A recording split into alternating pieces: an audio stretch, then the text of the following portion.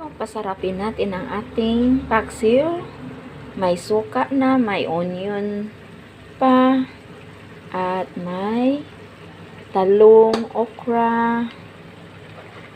Parang lalo siyang sasarap.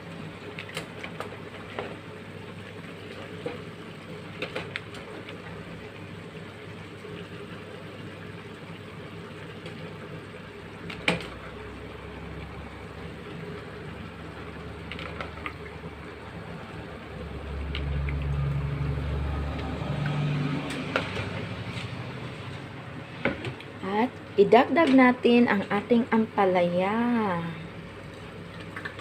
Wow, pang probinsyang luto talaga mga kalalas. Kasi punong-puno siya.